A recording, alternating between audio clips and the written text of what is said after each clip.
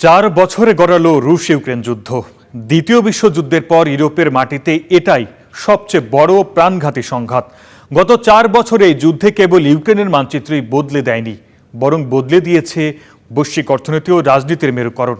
এই যুদ্ধে প্রাণ গেছে দুই দেশের 20 লাখের বেশি মানুষ। সব মিলিয়ে এই সংঘাতে এখন এক দীর্ঘমেয়াদী সংকটে রূপ নিয়েছে।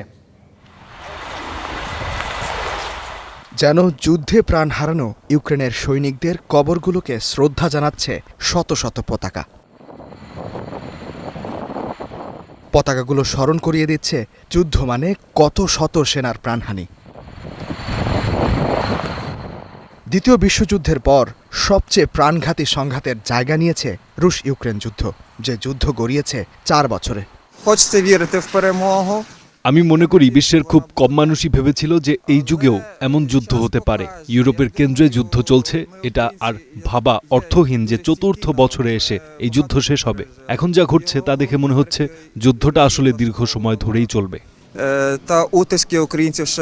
এই যুদ্ধ বদলে দিয়েছে বৈশ্বিক অর্থনীতির সমীকরণ। রাশিয়া এখন বিশ্বের সবচেয়ে বেশি নিষেধাজ্ঞার মুখে থাকা দেশ।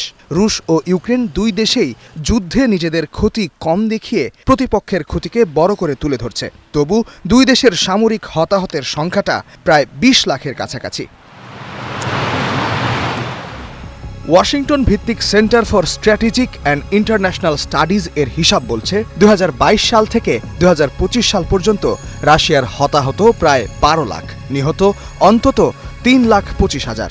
ইউক্রেনের হতাহত প্রায় 6 লাখ, নিহত প্রায় 1,40,000। 2022 সালে রাশিয়া ইউক্রেনের প্রায় 26% ভূখণ্ড দখলে নেয়। এর মধ্যে ছিল ক্রিমিয়া, লুহানস্ক ও দোনেৎস্কের বড় অংশ। 2025 সালে রাশিয়ার দখল ছিল প্রায় 19.3% ভূখণ্ডে। স্টকহোম ভিত্তিক গবেষণা সংস্থা Stockholm international piece research institute বলছে 2021 সালে রাশিয়ার সামরিক ব্যয় ছিল প্রায় $66 বিলিয়ন, 2022 সালে 102 বিলিয়ন, 2024 সালে 149 বিলিয়ন এবং 25 সালে এই ব্যয় আরও বেড়েছে বলে ধারণা করা হচ্ছে।